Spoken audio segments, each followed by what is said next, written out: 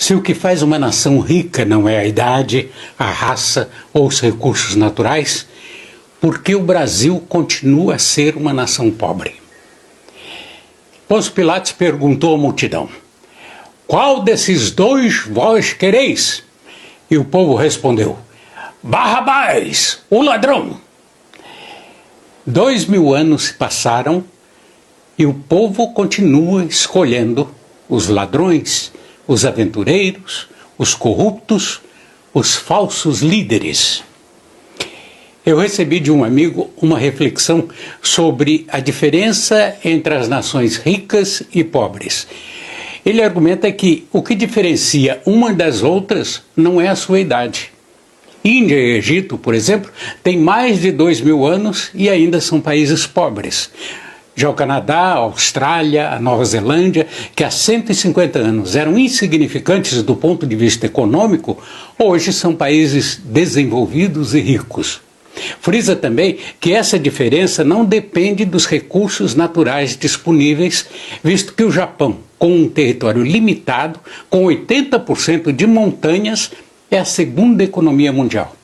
A Suíça, com um pequeno território e sem plantar cacau, é o melhor produtor de chocolates do mundo, além de fabricar os melhores produtos leiteiros. Fatores raciais ou de cor, segundo ele, também não têm importância. Qual é a diferença? Pergunta. A diferença é a atitude das pessoas moldadas pela educação e cultura. Quando se analisa o comportamento das pessoas dos países ricos, se observa o respeito aos seguintes princípios de vida: ética, integridade, responsabilidade, respeito pelas leis e aos direitos dos outros, amor ao trabalho, esforço para poupar e investir, produtividade, pontualidade e orgulho de cumprir com seu dever. Em países pobres, uma pequena minoria segue esses princípios básicos em sua vida. Estamos neste estado socioeconômico precário porque queremos levar vantagem sobre tudo e todos e também porque sempre raciocinamos assim: não é problema meu.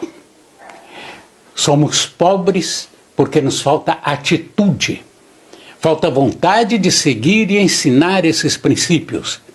E ele encerra a reflexão dizendo que deveríamos ler mais e agir mais. Só então seremos capazes de mudar nosso estado precário.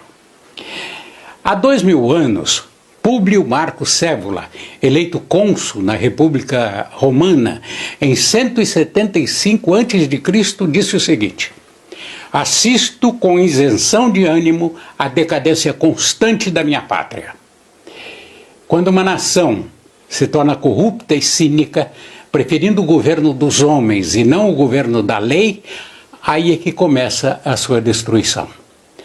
O homem nunca aprende com a história das nações que pereceram no passado. Segue o mesmo caminho em direção à morte. É de sua natureza, que é inerentemente má. Vamos pensar nos representantes do povo. Quem recebe os votos do povo? O homem virtuoso ou o homem mau, que é extravagante em suas promessas?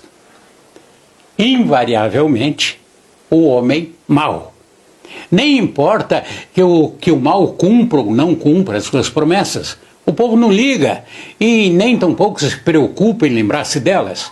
Basta saber que ele é mau e que os representa. As multidões estão mais à vontade num clima maligno do que num clima de bondade, que os constrange e decompõe, pois é contra a sua natureza. Você percebe que uma nação é pobre e está em decadência quando a maioria de sua população prefere ser governada por um ladrão convicto, um grande corrupto da história, com patrimônio incompatível com o cargo que exerceu, um homem mau, um Barrabás. Você percebe que uma nação é medíocre quando sua população, que se diz contra toda forma de corrupção, vota em candidatos já denunciados e que se perpetuam no poder. Você percebe que uma nação é corrupta quando membros da mais alta corte de justiça preferem o governo dos homens e não o governo das leis. Quando, sob o seu ponto de vista, os corruptos legalmente condenados merecem perdão.